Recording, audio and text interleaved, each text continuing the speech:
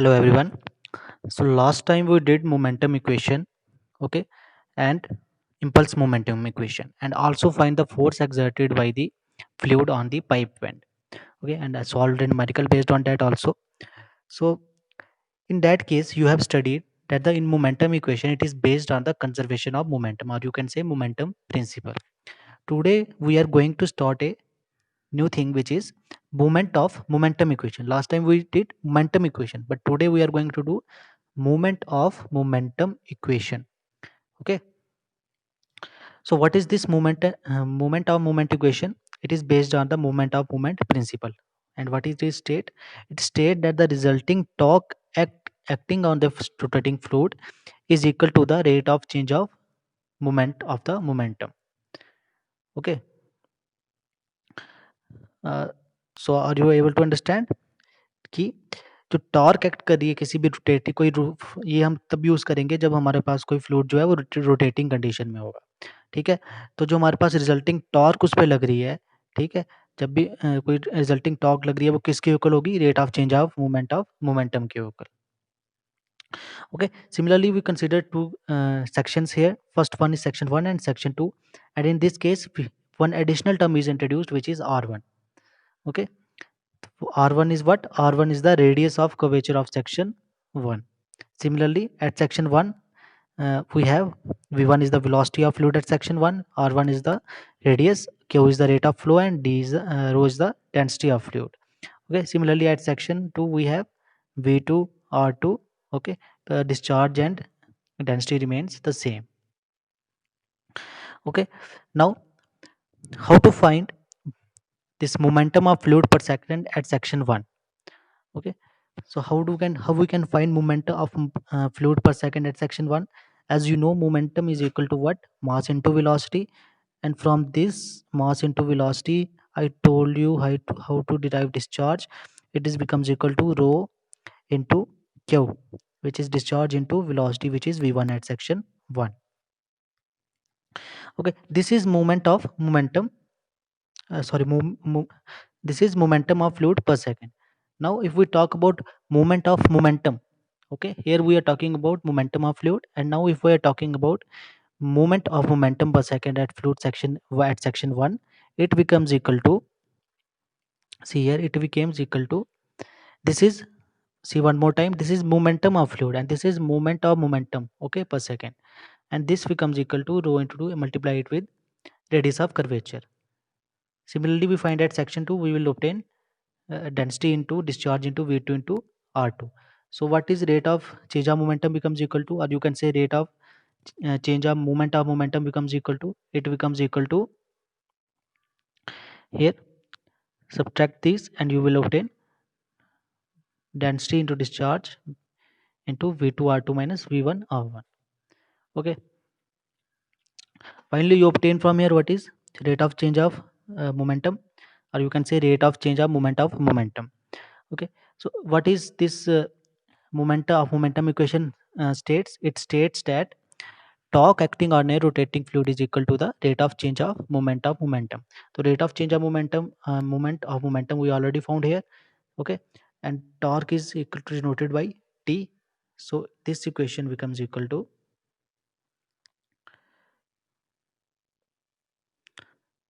okay, now from this principle, torque becomes equal to density into discharge into V2 R2 minus V1 R1.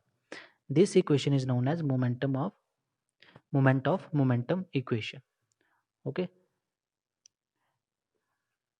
don't get confused by the name momentum equation and moment of momentum equation. Give special attention to it. Okay, so this is about moment of momentum equation. Now let us discuss next, which is free jet liquids. Okay, so what is free jet liquid? Okay, see here, free jet is defined as the jet of water coming out from the nozzle. Okay, कोई भी हमारे पास nozzle है उसमें से जो fluid निकल रहा है, आपने देखा होगा कोई नोजल होती है, ठीक है, जहाँ आपने जब वॉशिंग करवाते हैं कार वगैरह की तब भी देखा होगा नोजल के थ्रू वो पानी डालते हैं वहाँ पे कार पे, ठीक है, तो उस टाइम क्या होता है, प्रेशर काफ़ी हाई प्रेशर में निकलता है, तो उसको हम बोलते हैं जेट, जो उस फॉर्म में निकल रहा होता है वाटर, उसको हम बोलते हैं जेट. ओके, तो वही है हमारे पास, fluid liquid jet is defined as the jet of water coming out from the nozzle in atmosphere. Okay, और जो ये पाथ ट्रेवल करता है, ठीक है, कोई नोजल से हमारे पास, मान लो ये हमारे पास नोजल है कोई, ठीक है, तो यहाँ से जो जेट निकल रहा है वो पाथ जो फॉलो करेगा वो करेगा पैराबोलिक फॉर्म में। ओके, ये क्यों करेगा पैराबोलिक फॉर्म में, वो हम आगे डिराइव करेंगे कि यूँ क्यों पैराबोलिक फॉर्म में डिस्टेंस ट्रेवल करता है। तो ठीक है, तो इसके लिए हम क्या करते हैं, कंसीडर कर लेते हैं, एक डायग्राम दिखाता हूँ आपको मैं। ठीक है, ये तो हमारे पास आ गया। ओके, तो यहाँ पे हमने कंसीडर कर लिया एक जेट, ठीक है, जो कहाँ से, नोजल है हमारे पास, ये एक नोजल है, वहाँ से जेट निकल रहा है। ठीक है, तो ये पॉइंट आ गया ए, और ये एंगल बना रहा है थीटा, किसके साथ, हॉरिजॉन्टल डायरेक्शन के साथ। यहाँ से जो हॉरिजॉन्टल डायरेक्शन है हमारे पास, ये इसके साथ एंगल थीटा बना रहा है। ओके, अब मान लेते हैं कि u जो है हमारे पास वो है वेलोसिटी जेट की, ये हमारे पास जेट की वेलोसिटी है। ठीक है, तो अब ये किस डायरेक्शन में है, ना एक्स डायरेक्शन में है ना वाई डायरेक्शन में है, तो हम क्या कर लेंगे, इसके कंपोनेंट्स ले लेंगे लास्ट टाइम की तरह। तो जो थीटा के साथ कंपोनेंट आएगा वो आ जाएगा कॉस थीटा में, u कॉस थीटा आ जाएगा। Okay, similarly opposite to it becomes equal to u sine theta. तो हमारे पास 2 कंपोनेंट्स आ गए।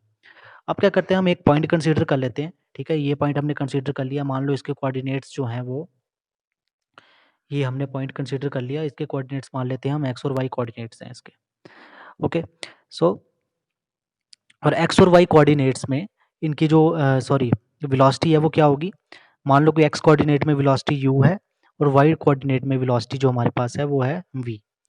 ओके, यहाँ तक क्लियर है। क्या किया हमने, एक जेट कंसीडर कर लिया, जेट में से वो निकल, सॉरी नोजल कंसीडर कर ली, नोजल से जेट निकल रही है, जेट की जो वेलोसिटी है वो हमने ले ली u। तो ठीक है, उसके कंपोनेंट्स ले लिए एक्स डायरेक्शन में और वाई डायरेक्शन में। उसके बाद हमने क्या किया, उसके बाद हमने एक पॉइंट ले लिया कुछ डिस्टेंस पे। ठीक है, कुछ डिस्टेंस पे हमने पॉइंट ले लिया एक्स वाई कोऑर्डिनेट्स पे, और उसकी जो एक्स डायरेक्शन में वेलोसिटी है वो u है और वाई डायरेक्शन में वेलोसिटी जो है वो v है। अब क्या कंसीडर करते हैं कि हम जो हमारे पास लिक्विड पार्टिकल्स हैं जो यहाँ से निकल रहे हैं नोजल से, वो टी टाइम ले रहे हैं हमारे पास। ओके, हमारे पास टी टाइम ले रहे हैं कहाँ से, ए से पी तक रीच करने के लिए। ये जो हमारे पास पी पॉइंट है, यहाँ तक पहुँचने के लिए वो टी टाइम ले रहे हैं, स्मॉल टी जो है वो टाइम इंटरवल ले लेते हैं। ओके ओके, चलो, अब इसके बाद क्या करते हैं, हमने पी पॉइंट ले लिया, अब हम ले लेते हैं हॉरिजॉन्टल डिस्टेंस ले लेते हैं। अब हॉरिजॉन्टल डिस्टेंस जो है हमारे पास, ये एक्स हॉरिजॉन्टल डिस्टेंस है। ठीक है, और ये हमारे पास जो पी पॉइंट तक है ये इसका वाई डिस्टेंस है, मतलब वर्टिकल डिस्टेंस। अब हमें ये निकालना है एक्स और वाई। ठीक है, तो एक्स किसके इक्वल आ जाएगा, डिस्टेंस वेलोसिटी इनटू टाइम। ठीक है, velocity in X direction is what, velocity in X direction is u cos theta. ठीक है, velocity is equal to distance upon time होता है ना, तो यहाँ से डिस्टेंस किसके इक्वल आ जाएगा, वेलोसिटी इनटू टाइम। तो वेलोसिटी हमारे पास ये थी u, इसके हमने कंपोनेंट्स ले लिए एक्स और वाई डायरेक्शन में, तो हम एक्स की बात कर रहे हैं, तो एक्स की डायरेक्शन में हमारे पास क्या आ जाएगा, u cos थीटा। ठीक है, तो एक्स की भी हमारे पास एक्स डिस्टेंस क्या आ जाएगा, u cos theta into T. T is time, time. Okay, time मैंने आपको बता दिया, हमने क्या कंसीडर किया था, ए से पी तक पहुंचने के लिए क्या टाइम लग रहा है हमें, टी, तो वो हमारे पास टाइम आ गया। ये तो हमारे पास आ गया हॉरिजॉन्टल डिस्टेंस। अब हमें निकालना है vertical distance. How to find vertical distance, that is this Y. Okay, similarly इसके लिए हम यूज करेंगे second law of motion. Okay, वो क्या स्टेट करता है, S is equal to U T plus 1/2 A T square. Okay,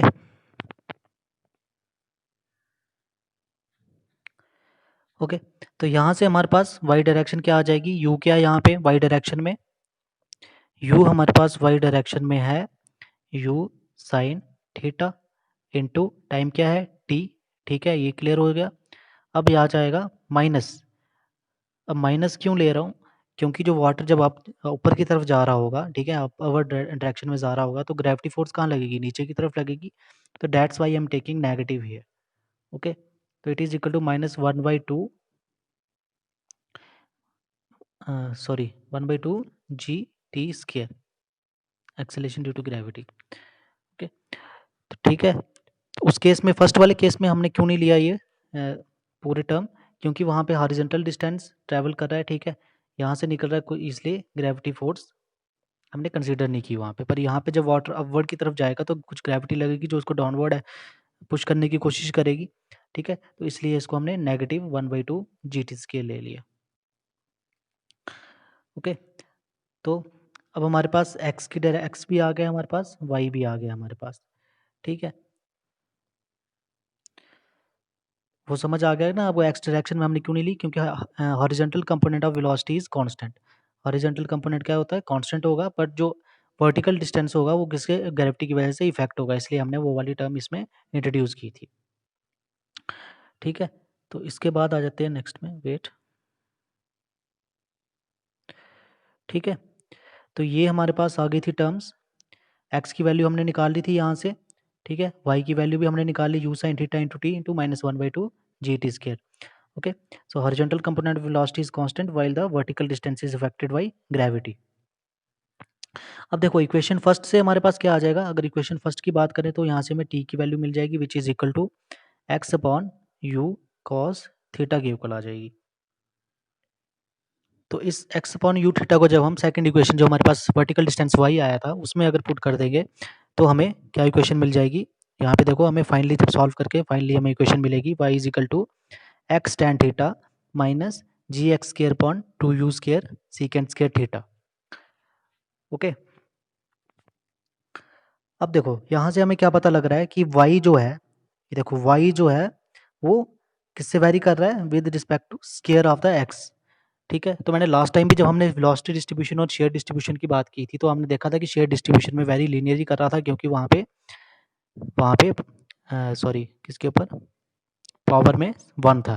पर यहाँ पे देखो जब हमारे पास वेलोसिटी डिस्ट्रीब्यूशन की बात आ रही थी तो पावर में 2 था, तो मतलब क्या हो रहा था, पैराबोलिक डिस्ट्रीब्यूशन हो रही थी। तो यही रीज़न है, देखो यहाँ पे भी हमारे पास क्लियर है कि एक्स स्क्वायर के रिस्पेक्ट में वैरी कर रहा है। तो यही रीज़न है कि जो हमारे पास इक्वेशन, जो हमारे पास पाथ ट्रैवल करेगा हमारा जेट, ठीक है, जो जेट हमारा पाथ ट्रैवल करेगा नोजल से जो पाथ ट्रैवल करेगा वो करेगा पैराबोलिक, ठीक है। तो यहाँ से हमने प्रूव कर दिया कि पैराबोलिक क्यों होता है, ओके। तो नेक्स्ट पे आ जाते हैं हम, नेक्स्ट हमारे पास इसके बाद इसी का टॉपिक है, इसी में निकाल लेंगे हम कि हमें अगर निकालनी होगी maximum height attend bye jet, ठीक है। तो मैक्सिमम हाइट वो कहाँ तक जाएगी, ओके। तो उसके लिए भी हम third law of motion use कर लेंगे which is v2 square minus v1 square is equal to -2gs, okay. तो नेगेटिव साइड राइट हैंड पे शो क्या कर रहा है कि g is acting downward direction but particles is moving up, okay. ये नेगेटिव साइन क्या शो कर रहा है कि ग्रेविटी फोर्स नीचे लग रही है पर पार्टिकल जो है ऊपर की तरफ मूव कर रहे हैं, ओके। तो देखो स्टार्टिंग में v1 की वैल्यू क्या होगी, इनिशियल वेलोसिटी v1 तो sorry sorry v1 equal to 0 कब, हाईएस्ट पॉइंट पे, जब पैराबोलिक अरेंजमेंट हो रहा है, पैराबोलिक पाथ ट्रैवल कर रहा है जेट, तो इस पॉइंट पे आके वेलोसिटी 0 हो जाएगी, ठीक है। उसके बाद वो डाउनवर्ड मूव करना शुरू कर जाएगा, ठीक है। तो यहाँ पे v1 क्या आ जाएगा, 0, ओके। इसको यहाँ पे थोड़ा करेक्ट कर लीजिए आप, क्योंकि यहाँ पे v2 आएगा, क्योंकि वेलोसिटी जब हम नोजल से निकल रही है, सॉरी देखो यहाँ पे जेट से जब निकल रहा है, पैराबोलिक डिस्ट्रीब्यूशन हो रही है, तो इनिशियल वेलोसिटी तो यहाँ पे होगी और फाइनल वेलोसिटी होगी यहाँ पे, तो v2 यहाँ पे आएगा, तो यहाँ पे v2 0 आएगा, ओके। तो यहाँ पे इसको करेक्ट कर लीजिए, यहाँ पे v2 इक्वल टू 0 आएगा, ओके। तो यहाँ पे v1 किसके इक्वल आ जाएगा, v1 हमारे पास इनिशियल वर्टिकल कंपोनेंट, क्योंकि आपने देखा था इनिशियली जब हम जेट से शुरू करे तो इस तरह से आ रही थी u की वैल्यू, तो हमने उसके कंपोनेंट्स लिए थे, ठीक है। तो v1 की वैल्यू क्या आएगी इस केस में, v sine sorry u sine theta के इक्वल, ओके। तो अब यहाँ पे वैल्यूज पुट कर दो, ठीक है। v2 की वैल्यू तो क्या आ जाएगी, 0 आ जाएगी, क्योंकि टॉप पोजीशन पे जाके फाइनल वेलोसिटी क्या हो जाएगी, 0, ओके, ठीक है। तो वैल्यूज जब पुट करोगे आप तो हमारे पास आ जाएगा ये term 0 minus you sine theta square upon -2gs, और एस क्या है हमारे पास, एस हमारे पास है maximum vertical height attend by the particle, जो हमने निकालनी है, ठीक है। यही निकाल रहे हैं हम कि हमें मैक्सिमम हाइट कितनी अटेन करेगा वो पार्टिकल, वो हमें निकालना है। तो यहाँ से हम इसकी वैल्यू आराम से निकाल लेंगे, यहाँ से हमें एस की वैल्यू मिल जाएगी you square sine square theta upon 2g। ये टर्म्स आपने 11th-12th में भी पढ़ी होंगी, ठीक है। तो यहाँ पे एक टाइप से रिवीजन हो रही है आपकी, ओके। तो यहाँ पे अब हमारे पास एस भी आ गया, अब हमने निकालना है टाइम ऑफ फ्लाइट। तो टाइम ऑफ फ्लाइट क्या होता है कि ये हमारा पास जो क्या नाम है इसका, फ्लूइड पार्टिकल्स जो हमारे पास हैं ए से बी पहुंचने में कितना टाइम लगा रहे हैं, ओके। तो ये जैसे हमने देखा था कि ये हमारे पास इस तरह का डिस्ट्रीब्यूशन था, तो ये हमारा ए पॉइंट था और ये हमारे पास था पी पॉइंट और ये हमारे पास था ये वाला पॉइंट जो था ये बी पॉइंट था। तो अब हमने निकालना है कि time taken by the fluid particle in reaching from A to B. Okay, A से बी पहुंचने में कितना टाइम लग रहा है वो चीज़ निकालनी है। ठीक है, तो let us consider that T जो है वो टाइम ऑफ फ्लाइट है। Okay, T is the time of flight. अब जो हमने वर्टिकल डिस्टेंस निकाला था पीछे, उसमें क्या था, y is equal to U sine theta, okay, into T minus 1/2 G T square. ठीक है, अब देखो डायग्राम से क्लियर होगा आपको थोड़ा, वेट। अब देखो, अब हमने यहाँ पे कंसीडर कर ली वो वाली इक्वेशन y वाली। तो अब देखो जहाँ जब हम पार्टिकल b पे पहुंचेंगे, ठीक है, पार्टिकल्स जब b पॉइंट पे पहुंचेंगे तब y क्या होगा, y क्या होगा हमारे पास, y तो जीरो होगा क्योंकि ये देखो यहाँ पे जीरो है y, और हमारे पास x सॉरी t क्या होगा, t हमने मान लिया टाइम ऑफ फ्लाइट। तो ठीक है, अब यहाँ पे जो y की इक्वेशन आई थी हमारे पास, क्या आई थी y की इक्वेशन, यहाँ पे लिख लेता हूँ मैं, y is equal to U sine theta into T की जगह क्या बटन पुट करना है, capital T minus 1/2 G T square. Vertical distance ये आया था। अब हमने देखा कि बी पॉइंट पे हमारे पास वाई जो है जीरो है, तो यहाँ पे अगर जीरो की वैल्यू जीरो पुट कर देंगे इसको, तो हमारे पास क्या आएगा, हमारे पास टी की वैल्यू जो आएगी वो आ जाएगी 2u साइन थीटा अपॉन जी। तो यहाँ से हमारा टाइम ऑफ फ्लाइट निकल जाएगा। तो अभी तक हमने क्या निकाल लिया कि वो मैक्सिमम हाइट कितनी अटेन करेगा। ठीक है, फर्स्ट ऑफ ऑल एस निकाल लिया हमने, मैक्सिमम हाइट कितना अटेन करेगा पार्टिकल, मैक्सिमम हाइट कितनी अटेन करेगा। सेकंड हमने निकाल लिया कि time of flight, okay, A से बी पहुंचने में उसको कितना टाइम लगेगा। अब हम निकालेंगे time to reach the highest point. ठीक है, अब हमने निकालना है हाईएस्ट पॉइंट पे पहुंचने के लिए उसको कितना टाइम लगेगा, जो हमारे पास फ्लूइड पार्टिकल्स होंगे जो जेट से ये नोजल से निकल रहे हैं। तो इसके लिए हम क्या करेंगे, मान लेते हैं कि जो हाईएस्ट पॉइंट तक पहुंचने के लिए हमें जो टाइम लग रहा है वो लग रहा है T star. Okay, for differentiating, नहीं तो आप कंफ्यूज हो जाओगे टी और टी स्टार, अगर दोनों टी लिख दोगे तो टी हम डिनोट कर देंगे टाइम ऑफ फ्लाइट और टी स्टार हम डिनोट कर देंगे time to reach highest point. Okay, तो टी स्टार किसके इक्वल होगा,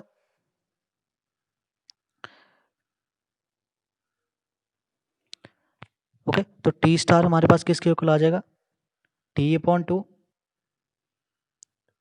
okay, because the time to reach highest point is half the time of flight. Okay, time of flight के half होगा वो हमारे पास जो हाईएस्ट पॉइंट पहुंचने पे टाइम लगेगा। तो टी की वैल्यू आपने निकाल रखी है, तो यहाँ से हमारे पास 2u sign theta upon 2g आ जाएगा, और फाइनली हमारे पास जो इक्वेशन आएगी वो आ जाएगी टी स्टार किसके इक्वल आ जाएगा हमारे पास, u sine theta upon G. Okay, clear है, तो हमारे पास time to reach highest point पे निकल गया। ओके, नेक्स्ट हम इसमें निकाल लेंगे horizontal range of jet. Okay, horizontal range of jet क्या होगी, जो हॉरिजॉन्टल डिस्टेंस ट्रैवल किया फ्लूइड पार्टिकल ने, जैसे हमने ए टू बी निकाला था टाइम, अब निकालेंगे हम ये डिस्टेंस। ओके, तो हॉरिजॉन्टल डिस्टेंस जो फ्लूइड पार्टिकल ने ट्रैवल किया है ए से बी, उसको हम बोलेंगे horizontal range of jet. Okay, horizontal of range of jet कैसे निकालेंगे, इसको हम डिनोट कर देते हैं हम एक्स स्टार से।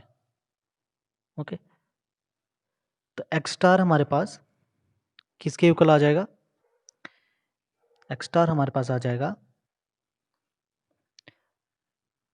देखो एक्स तो हमने पहले भी निकाला था, किसके इक्वल आया था, you cos theta into T के इक्वल आया था। ओके, अब ये टी जो है हमने अभी अभी निकाला, ठीक है, जिसको हमने क्या बोला, time of flight. Okay, time of flight ही बोला ना इसको, जो हमने टी निकाला अभी कि ए से बी पहुंचने में कितना टाइम लगेगा, तो वो टाइम ऑफ फ्लाइट आ गया हमारे पास। तो इसी इक्वेशन में पुट करेंगे हम, ठीक है, एक्स स्टार की वैल्यू निकालने के लिए यू कॉस थीटा इंटू जो टी की वैल्यू है वो कैपिटल टी पुट कर देंगे। तो कैपिटल टी हमारे पास क्या है, क्योंकि ये टाइम हमने निकाल लिया, अब पहले हमें नहीं पता था स्टार्टिंग में, इसलिए हमने you cos theta into T लिखा था, पर हमने टाइम ऑफ फ्लाइट अब निकाल ली है, तो इसमें इसको मल्टीप्लाई कर देंगे 2u साइन थीटा अपॉन जी से। ओके, तो यहाँ से हमें एक्स स्टार की इक्वेशन मिल जाएगी। तो एक्स स्टार हमारे पास किसके इक्वल आ जाएगा, U square upon G sine 2 theta के इक्वल। ओके, क्लियर है। ओके, अब हम निकालेंगे लास्ट में थीटा, ये वाला थीटा, ठीक है, इसकी कितनी मैक्सिमम वैल्यू होनी चाहिए, मैक्सिमम रेंज, ठीक है। इसकी वैल्यू कैसे निकालेंगे, ठीक है, देखो यहाँ पे जो हमारे पास एक्स्ट्रा निकला था उसकी वैल्यू हमारे पास मैक्सिमम कब होगी, जब हमारे पास साइन टू थीटा की वैल्यू जो होगी वो मैक्सिमम होगी, ठीक है। एक्स स्टार हमने निकाला था, ये हॉरिजॉन्टल रेंज डिस्टेंस था, तो इसकी वैल्यू हमें मैक्सिमम कब मिलेगी, मैक्सिमम हमें तब मिलेगी जब साइन थीटा की वैल्यू हमारे पास मैक्सिमम होगी, ठीक है। तो साइन थीटा की वैल्यू मैक्सिमम कब होगी, when sine two theta is equal to 1, okay. So 1 is equal to what, 1 को हम साइन 90 भी लिख सकते हैं, ओके, साइन 90 भी लिख सकते हैं। तो साइन टू थीटा को जब हम साइन 90 की इक्वेट करेंगे तो साइन साइन कैंसिल हो जाएंगे, तो हमारे पास थीटा किसके इक्वल आ जाएगा, थीटा हमारे पास आ जाएगा 45 डिग्री। तो मैक्सिमम हॉरिजॉन्टल रेंज हमारे पास कब होगी, जब हमारे पास थीटा क्या होगा, 45 डिग्री होगा, ओके। तो क्लियर है यहाँ पे, तो ये हमारे पास डिफरेंट टर्म्स आ जाती हैं, ओके। तो एक बार इसको देख भी लेते हैं, ठीक है। तो यहाँ पे हमने निकाला था ये time of flight, okay, A to B जो टाइम निकल लगा हमें फ्लूइड पार्टिकल्स को पहुंचने में, ठीक है, वो टाइम ऑफ फ्लाइट हो गया। उसके बाद time to reach highest point is half of this time of flight t/2, okay. उसके बाद हमने क्या निकाला, उसके बाद हमने निकाला हॉरिजॉन्टल रेंज ऑफ जेट, ठीक है। हॉरिजॉन्टल रेंज ऑफ जेट क्या हो गया, हॉरिजॉन्टल डिस्टेंस जो ट्रैवल करना पड़ा ए से बी से, पहले हमने निकाला टाइम, उसके बाद हॉरिजॉन्टल डिस्टेंस, और लास्ट में हमने क्या निकाला, लास्ट में हमने निकाला value of theta for maximum range, जिसमें हमारे पास वैल्यू आई थीटा की 45 degree, okay. So this is all about momentum equation, moment of momentum equation, and the some discussion about free liquid jets, okay. So next time we will start applications of momentum equation, okay. So that's it for today. Thank you. Have a good day.